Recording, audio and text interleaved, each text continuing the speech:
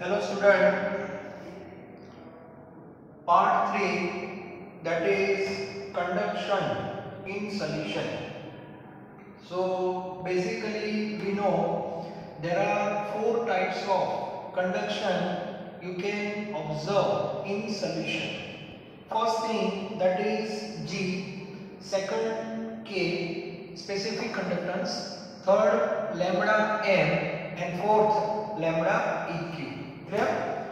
लेकिन कंडक्शन आपको फाइंड करना है तो सबसे पहले we have to measure resistance of the solution. और रेजिस्टेंस कैसे फाइंड करते हैं उसकी पूरी मेथड मैंने आपको बता दी कि सॉल्यूशन जो है इसका रेजिस्टेंस आपको फाइंड करना है, उसको प्रॉपर सर्किट में अरेंज करना है, दैट इज व्हिटस्टन ब्रिज, और वहां से आपको रेजिस्टेंस बनेगा। और वो रेजिस्टेंस जो आता है उसका इनवर्स आप कर दो, that is 1/r, that is G, and G means conductance. Conductance जो है G, उसको G स्टार से मल्टीप्लाई कर दो, that is K, specific conductance, where G star is equal to cell constant which is already measured. Then K divided by molarity into 1000, that is molar conductance, and K divided by normality into 1000, that is equivalent conductance. तो ये चारों conductance आपके पास आ जाएंगे। Relation क्या है वो भी clear होना चाहिए। ओके, उसके बाद फैक्टर्स। दो जगह पे कंडक्शन होता है, one that is in metal and second in solution. Metal में जो कंडक्शन होता है that is due to free electron, तो वहां की जो फैक्टर है वो अलग है, जिसमें valence electron, that structure, temperature, like this. लेकिन हम जो पढ़ने वाले हैं that is conduction in solution due to ions, and that is known as ionic conductance, and there are 5 or 6 factors affecting ionic conductance, and out of 6 factor, most important factor that is concentration। और concentration की conductance पे क्या effect होगी, particular molar conductance पे, तो उसके लिए हमने दो पार्ट में डिस्कशन कर लिया है।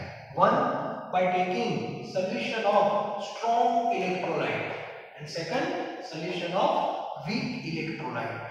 दोनों में पानी डालना है, इट मींस डाइल्यूशन करना है, कंसंट्रेशन डाउन करना है, तो दोनों का मोलर कंडक्टेंस इंक्रीज होगा, and you can observe with the help of graph. लेकिन जो ग्राफ है उसमें एक वेरिएशन आता है।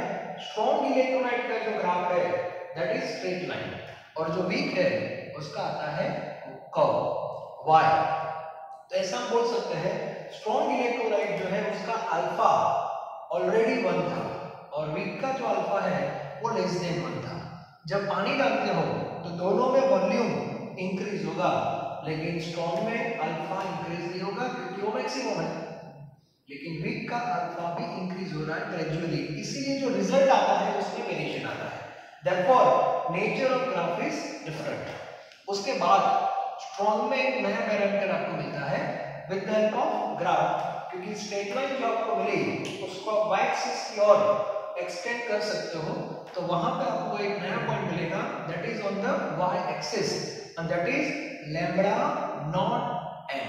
यस, लैम्बडा नॉट m का मीनिंग होता है limiting molar conductance, conductance at infinite dilution, conductance at zero concentration, ये सबका मीनिंग सेम होता है। लेकिन ये वैल्यू आपको मिलेगी only and only for strong electrolyte. Weak में प्रॉब्लम क्या होगा, कर्व मिल रहा है, अब कर्व को आप आगे y एक्सिस पे एक्सटेंड तो कर सकते हो, लेकिन उसकी जो पॉसिबिलिटी है वो बहुत ज्यादा हो जाएगी। तो लास्ट लेक्चर में मैंने कंक्लूजन निकाला था, we can not measure lambda not m for weak electrolyte with the help of graph. उसका लैम्बडा 0m होता है, lambda 0m that is for all electrolytes, लेकिन हम मेजर किसका कर सकते हैं, स्ट्रॉन्ग का, डायरेक्टली फ्रॉम ग्राफ। अब क्वेश्चन यहां पे अटक गया कि सर वीक का क्या करेंगे, आप बोलते हो कि होता तो है लेकिन मिलता तो नहीं है। तो आज का जो लेक्चर है मेनली उसके बेस पे कि वीक इलेक्ट्रोलाइट का एग्जैक्टली हमें करना क्या है, कैसे करना है। तो उसके लिए सबसे पहले आपको एक लॉ पढ़ना है, that is Kohlrausch law. Typical name है थोड़ा, लेकिन पढ़ना है, और बाद में उसकी जो एप्लीकेशन है वहां से इसका आंसर मिल जाएगा। ठीक है, तो सबसे पहले कोहलरोच लॉ क्या है वो हमें पढ़ना है। तो मेक टाइटल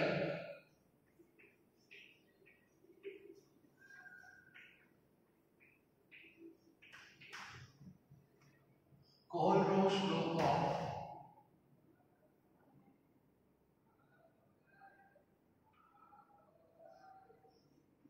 आयंस।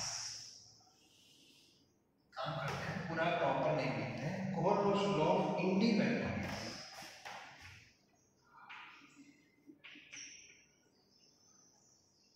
इंडिपेंडेंट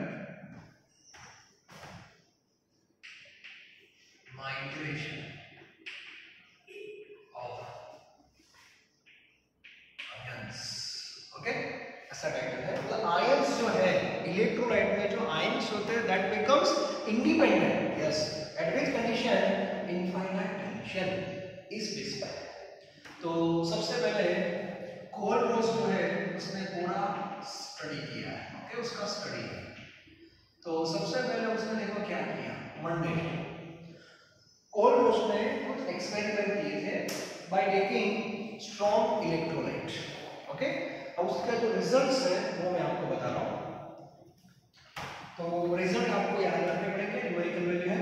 तो सबसे पहले मंडे सुबह KCl का प्रैक्टिकल हुआ। We know KCl is a strong electrolyte. तो इसका ग्राफ कैसा आएगा, वो पानी डालने वाला ग्राफ, स्ट्रेट लाइन, और उसको आप एक्सटेंड कर दो टुवर्ड्स y एक्सिस, आपको KCl की वैल्यू मिल जाएगी। क्लियर? कितनी मिली वो हमें पता नहीं है। बाद में शाम को दूसरा प्रैक्टिकल किया NaCl का। NaCl आल्सो स्ट्रॉन्ग इलेक्ट्रोलाइट, तो उसका ग्राफ भी कैसा आएगा, स्ट्रेट लाइन, तो इसकी भी वैल्यू होगी लैम्बडा स्क्वायर। कितनी वो हमें पता नहीं है। कोहलरोच ने क्या किया, ये दोनों की जो वैल्यू आई उसका सब्ट्रैक्शन किया, और जो आंसर आया mathematical value, that is 23.4 s centimetre square mole inverse, इतनी वैल्यू है।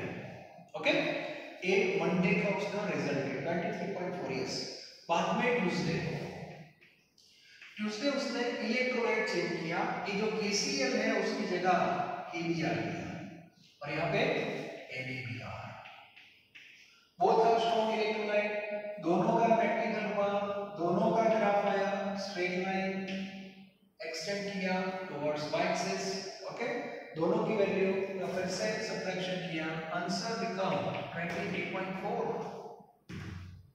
वो हैरान हो गया, क्योंकि इलेक्ट्रोलाइट की जो पेयर है that is different, these two and these two both are different, but their subtraction is same. Okay, Wednesday उसने Ki लिया, that is पोटेशियम आयोडाइड, और यहाँ पे उसने लिया NaI, और दोनों का लैम्बडा नॉट m मेजर किया, फिर से आंसर चेक किया 23.4। मतलब ये तीन पेयर जो उसने ली थी और उनका जो सब्ट्रैक्शन था वो सेम आ रहा है। अभी और दो पेयर आ रही है थर्सडे उसने पेयर चेंज की थोड़ी, NaBr के सामने है NaCl। Okay, lambda not m, ये सब स्ट्रॉन्ग ही है, all experiment based on strong electrolyte. यहाँ पे आंसर 1.8 है। ओके, एंड फ्राइडे उसने KBr लिया और यहाँ से KCl लिया, लैम्बडा नॉट m, ये आंसर भी 1.8 है। ओके, इतने ऑब्जर्वेशन के बाद कोहलरोच को लगा कि यार ऐसा क्यों हो रहा है, ये तीनों का आंसर सेम आ रहा है, ये दोनों का सेम आ रहा है, ऐसा क्यों? तो मंडे टू फ्राइडे एक्सपेरिमेंट किए, उसके पास सैटरडे था, तो सैटरडे उसके दिमाग में साइंटिस्ट है तो थोड़ा थिंकिंग लेवल तो हमारे से थोड़ा ज्यादा ही होगा, तो उसको इतना तो पता है, हमें भी पता है, आयोनिक कंडक्टेंस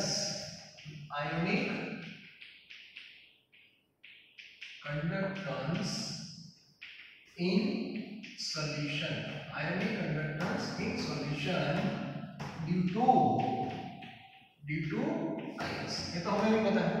ओके, तो इतना सिंपल फॉर्मेट है। ये पूरा जो कंडक्टेंस आता है वो KCl का है। Okay, but we know KCl made up of K plus and Cl minus.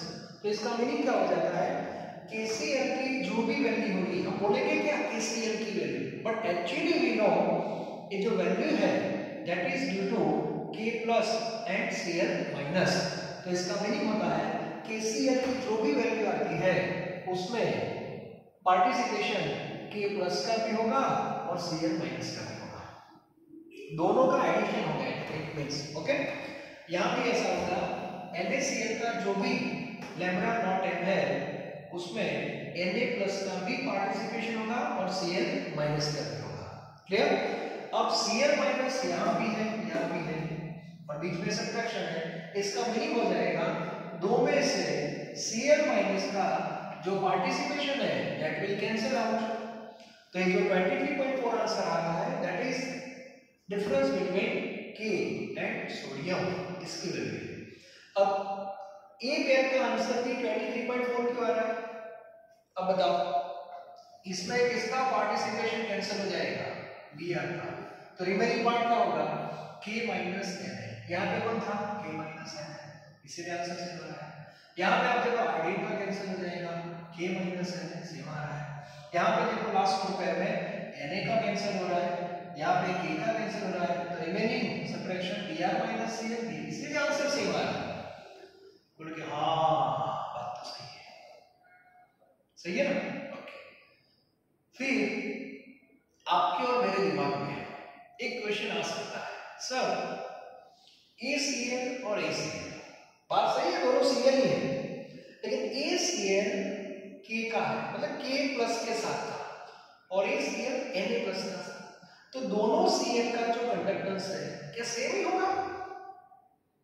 क्योंकि हमने कैंसिल किया है, वैल्यू कैंसिल कब होगी? जब सेम होगी तब। तो यहाँ पे क्वेश्चन जनरेट होता है कि सर ये दोनों Cl की वैल्यू क्या सेम होगी? दोनों Br की वैल्यू सेम होगी, दोनों आयोडीन की वैल्यू सेम होगी, यहाँ K माइनस है, यहाँ K माइनस, ये सब सेम होगा सर, बाजू में कौन है उसका कोई इफेक्ट ही नहीं है। ऐसे क्वेश्चंस हमारे दिमाग में आ सकता है, ठीक है? तो उसके लिए हम थोड़ा बॉटम से मैं आपको बता रहा हूँ, बॉटम से बता रहा हूँ। ओके, KCl और NaCl की बात करते हैं। मान लो कि ये केमिस्ट्री के लैब में आप गए, ठीक है, दो डिब्बे हैं, इसमें KCl का पाउडर है, KCl का पाउडर मतलब सॉलिड, और उसमें NaCl का पाउडर है, that is also in solid, both are salt and both made up of ions, positive ion and negative ion. NaCl means Na plus Cl minus, K plus and Cl minus, ये सबको पता है। Okay, अब मुझे बताओ Na plus surrounded by Cl minus, Cl minus surrounded by Na plus, ठीक है? Similarly in KCl also, और ये दोनों ही जो सॉल्ट है उसमें जो आयंस है दैट इज नॉट फ्री, मतलब वो फ्री नहीं है, क्योंकि दो आयन के बीच में एक बॉन्डिंग है and that is ionic bond, और अभी ये बॉन्डिंग है वो स्ट्रॉन्ग है क्योंकि सॉलिड फॉर्म है, कंट्रोल है। जैसे आपके पापा घर पे होते हैं तो आपकी मम्मी का कंट्रोल सबसे ज्यादा होगा घर पे, पूछ लेना, ठीक है? और सही बात है, जैसे आप घर पे होते हैं तो आपके ऊपर भी पापा का कंट्रोल होता है, हाँ ऐसा नहीं है, ठीक है? तो ये बात क्लियर है।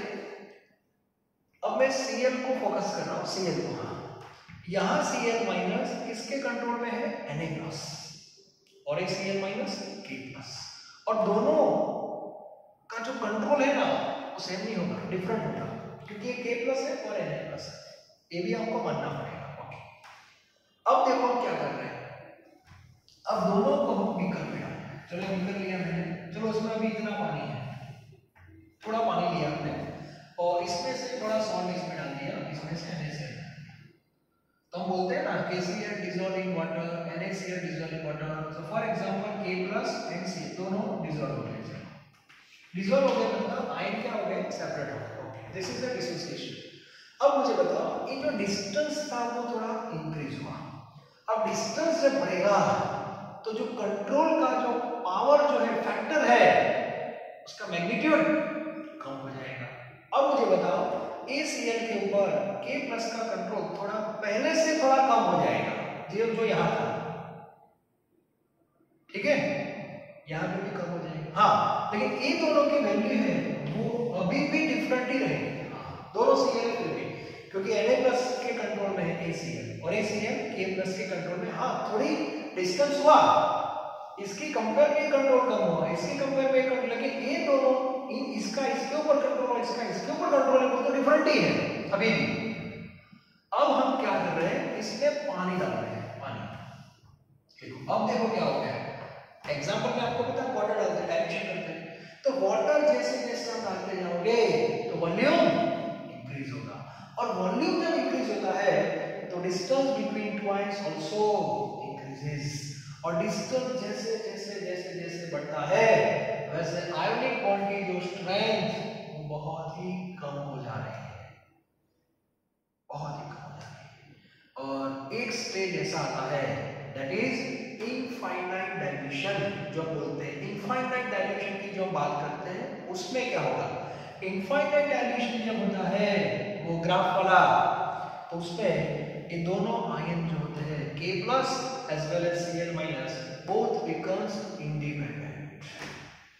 K प्लस भूल जाता है कौन Cl माइनस था, Cl माइनस भी भूल जाएगा कौन K प्लस था। यहाँ भी ऐसा ही होगा, मतलब Cl माइनस के ऊपर Na प्लस का कोई कंट्रोल है ही नहीं, ACl के ऊपर K प्लस का भी कोई कंट्रोल नहीं है। इसका मीनिंग क्या हुआ, यहाँ पे Cl माइनस का जो कंडक्टेंस है वो, और यहाँ पे Cl माइनस का जो कंडक्टेंस है वो, दैट इज सेम, क्योंकि दोनों Cl ही है ना, इसीलिए हम कैंसिल कर सकते हैं, क्योंकि कंडीशन कौन सी है, जीरो लिखा मतलब इनफाइनाइट डाइल्यूशन, और कैंसिल आप इनफाइनाइट डाइल्यूशन पे ही कर सकते हो, उससे पहले नहीं, ये पॉइंट याद रखना।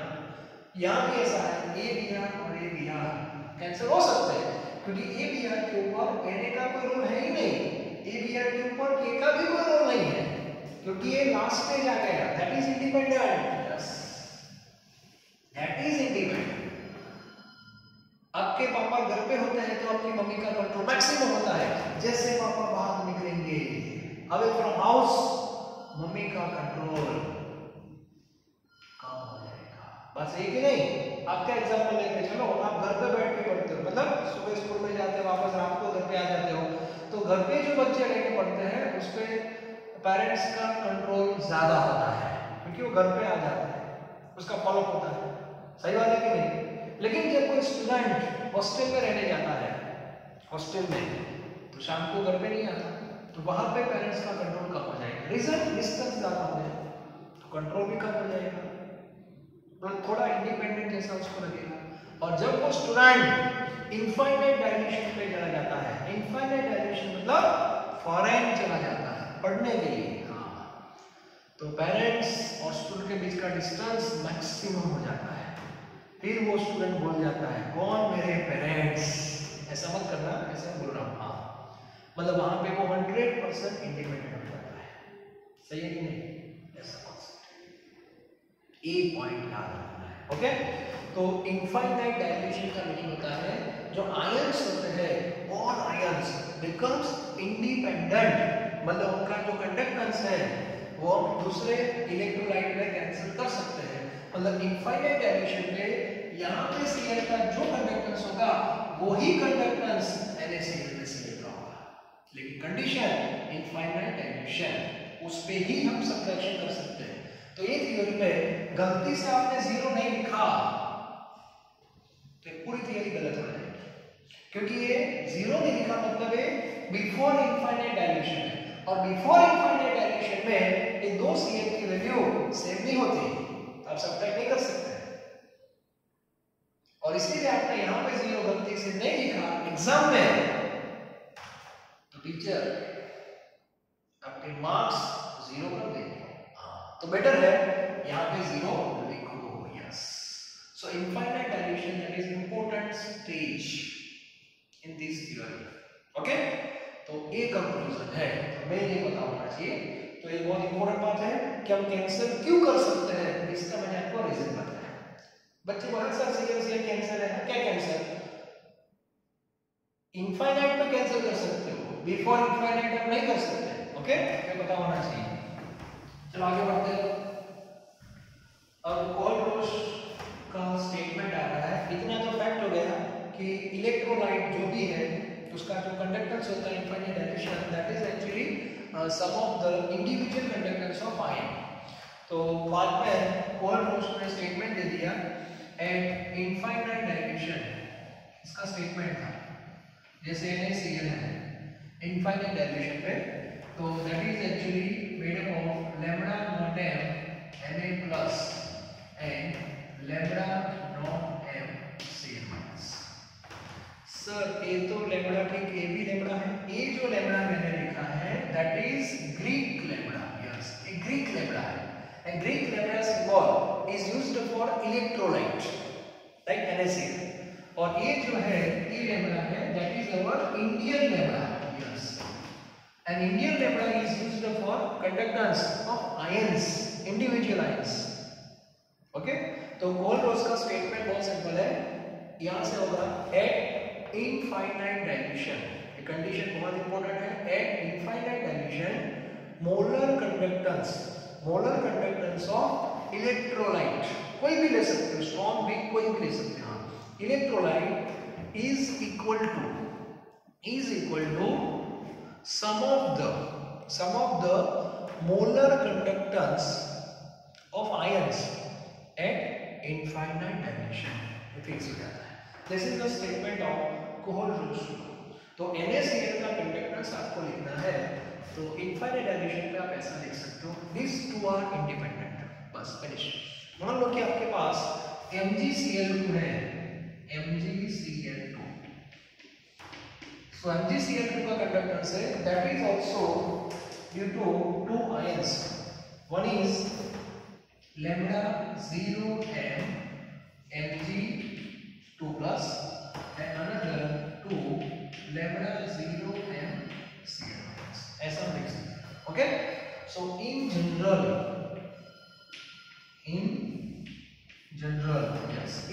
ऐसा लिख सकते हो, मतलब ये 1:1 प्रोपोर्शन है between positive ion and negative ion, और यहाँ पे 1:2 प्रोपोर्शन है, तो यहाँ मैंने 2 से मल्टीप्लाई किया है।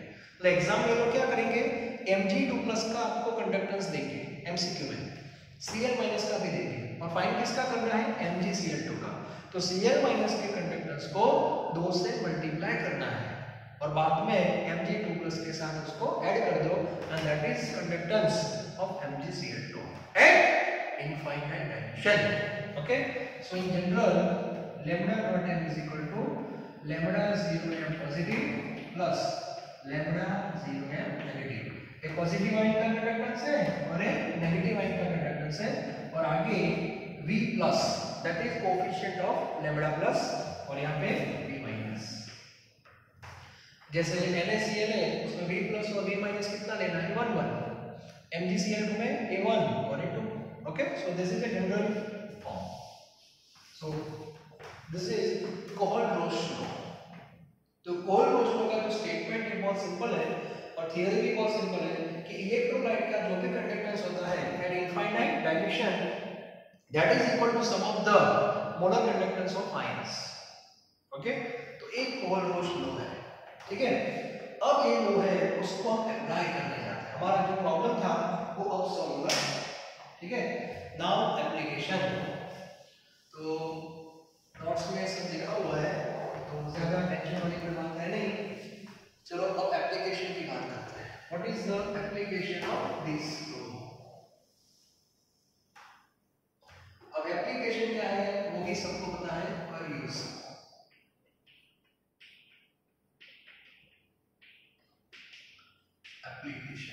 application means to determine lambda not m, yes lambda not m for weak electrolyte, yes weak electrolyte. So this is application, okay, to determine lambda not m for weak electrolyte. Strong electrolyte का lambda not m तो direct निकालते हैं, वो graph से, week में problem था curve आ रहा है इसलिए, तो कैसे निकालते देखते हैं, थोड़ी मेहनत ज्यादा करनी पड़ेगी लेकिन लेना तो पड़ेगा, ओके, तो एक एग्जांपल लेते हैं। वीक इलेक्ट्रोलाइट कौन है? CH3COOH, और हमें इसका लैम्डा नॉट m निकालना है। Clear? This is our question. Now according to law, अभी हमने कोहलर-रोश लॉ पढ़ लिया, and this is applicable for strong as well as week.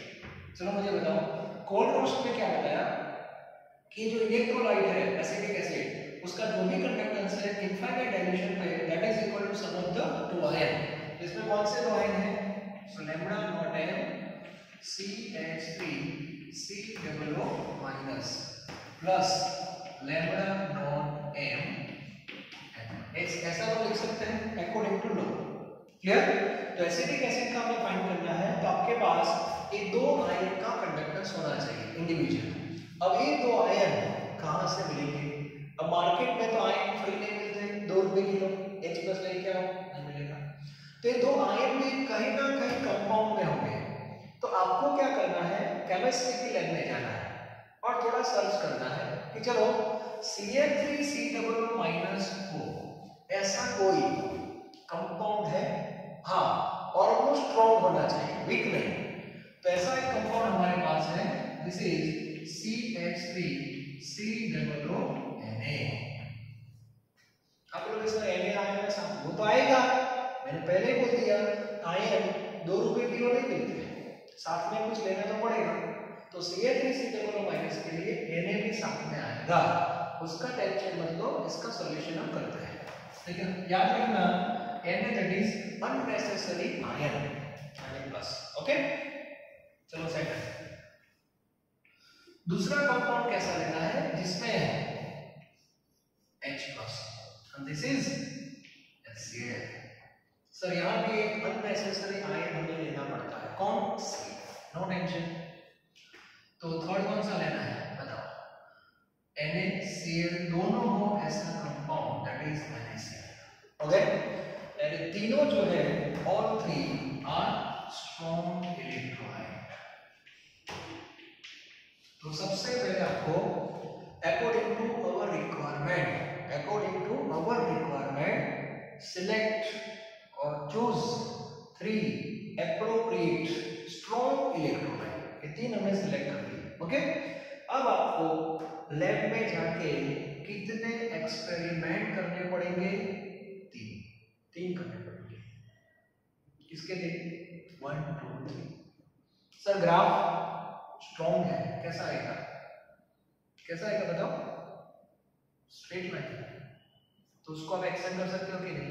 तो आपको लैम्डा नॉट m मिलेगा, इसका आपको इसका भी लैम्डा m मिलेगा, और आपको इसका भी लैम्डा नॉट m मिलेगा।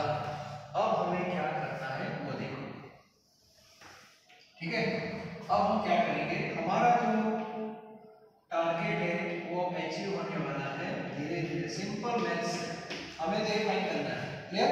ओके, तो हम क्या करेंगे, ये जो सोडियम एसीटेट है Ca3COON, इसकी वैल्यू होगी ना, इसकी वैल्यू में ये वैल्यू ऐड कर देंगे HCl की वैल्यू। मान लो कि इसकी वैल्यू है 500 इनफाइनाइट डायल्यूशन पे, इसकी वैल्यू सपोज 200 है, सो 500 + 200 700, और इसकी वैल्यू है 300। तो 300 को माइनस कर देंगे, 300 को माइनस कर देंगे। Okay, so 500 + 200 that is 700 minus 400, तो 400 जो आंसर आया वो इसका है। आप लोग इससे क्या बात कर रहे हो? ऐसा नहीं होगा, अभी देखो ऐसा क्या करें, देखो प्रूव कर लेते हैं कैसे इसका आंसर आएगा। अकॉर्डिंग टू कोहलर-रोश लॉ, मुझे बताओ इसका जो भी कंडक्टेंस होगा that is due to lambda not m CH3COO- plus lambda not m Na+। सही है? HCl lambda not m H+ and lambda not m Cl-। अब माइनस आ रहा है, lambda not m Na+ minus lambda not m Cl-। अब मुझे बताओ ये कौन सी कंडीशन है? Infinite dilution. और इनफाइनाइट डायरेक्शन में आयंस क्या होते हैं? इंडिपेंडेंट। इसका मीनिंग है Na प्लस की वैल्यू और Na प्लस की वैल्यू क्या होगी? सेम। तो इन दोनों को निकालना, Cl को निकालना। तो बचा कौन? Only two lambda 0 n Ca3 C minus plus lambda n आगे लिखेंगे। और ये दो आयन इसके अंदर है एसिटिक एसिड। तो 400 जो आंसर आया वो एसिटिक एसिड का है और कुछ करना ही नहीं है। मतलब 3 इलेक्ट्रोलाइट का सिलेक्शन कर दो, तीनों की वैल्यू एग्जाम में आपको दी होगी न्यूमेरिकल में, किसका एडिशन करना है और किसका सब्ट्रैक्शन करना है ये आपको पता होना चाहिए बस। फिर मान लो कि दूसरा एग्जांपल सिंपल में बता रहा हूं कि वीक है, चलो NH4OH ये वीक इलेक्ट्रोलाइट है, उसके लिए हमें 3 स्ट्रॉन्ग चूज करना है। तो एक चूज ऐसा करो जिसमें NH4 प्लस हो, फॉर एग्जांपल NH4Cl। Cl जो है that is unnecessary ion. OH हो ऐसा स्ट्रॉन्ग बताओ, NaOH, so Na is unnecessary ion, so third is okay। तब क्या करेंगे? इन दोनों का एडिशन कर दो, इसमें से माइनस कर दो तो आंसर आपको मिल जाएगा। ठीक है, तो दिस इज द एप्लीकेशन। तो मुझे बताओ कि पूरा जो हमने अभी वर्कआउट किया उसमें कहीं पर भी हमने एसिटिक एसिड को तो यूज ही नहीं किया प्रैक्टिकल में। हमने बस इतना चेक किया कि एसिटिक एसिड में 2 आयन्स होते हैं बस, और ये 2 आयन कौन कौन से स्ट्रॉन्ग इलेक्ट्रोलाइट में हो सकते हैं उसका हमने थोड़ा स्टडी किया।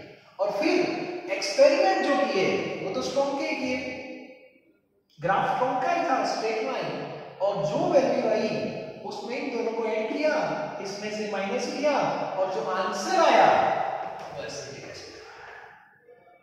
This is magic. मतलब जिसकी हमें वैल्यू फाइंड करनी है प्रैक्टिकल में उसका हमने यूज किया ही नहीं और आंसर उसका ही आ रहा है। तो ये बात कैसी हो गई?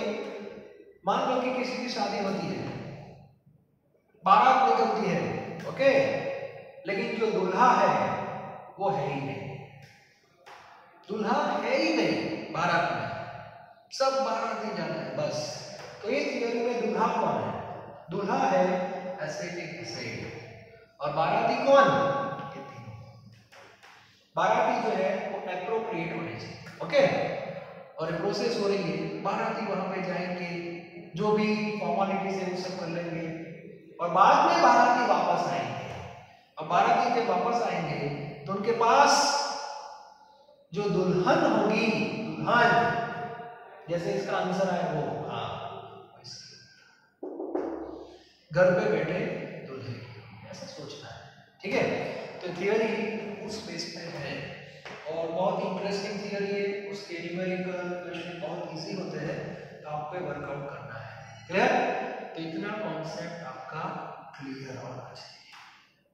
आज पार्ट 3 जो है वो यहाँ पे मैं कंप्लीट कर रहा हूँ। नेक्स्ट लेक्चर में पार्ट 3 के न्यूमेरिकल कैसे सॉल्व करने हैं वो हम देखेंगे। बहुत इजी है, लेकिन जो वो सीढ़ी मैंने बनाई थी उसको फिर से हम एक बार चेक करेंगे और बाद में हम न्यूमेरिकल में जाएंगे। ठीक है, तो आज का ये लेक्चर था, उसमें मेन 2 पार्ट थे। कोहलब्रूक लॉ एग्जैक्टली है क्या, इंडिपेंडेंट का कॉन्सेप्ट क्या है वो क्लियर होना चाहिए। पापा मम्मी का एग्जाम्पल याद रख सकते हो, आपका खुद का भी याद रख सकते हो कि मैं घर पे हूँ तो कंट्रोल ज्यादा होता है पेरेंट्स का, बाहर जाऊंगा तो कम हो जाएगा, फॉरेन जाऊंगा तो मैं इंडिपेंडेंट हो जाऊंगा। मुझे क्या करना है आपको देखना है। ठीक है, बाद में कोहलब्रूक लॉ है उसकी एप्लीकेशन है और एप्लीकेशन भी आपकी परफेक्ट होनी चाहिए। Okay, so thank you very very much. तो इलेक्ट्रोकेमिस्ट्री में part 1, part 2 and part 3। Part 1 electrochemical cell, part 2 electrolytic cell, part 3 that is conduction. Okay, thank you very very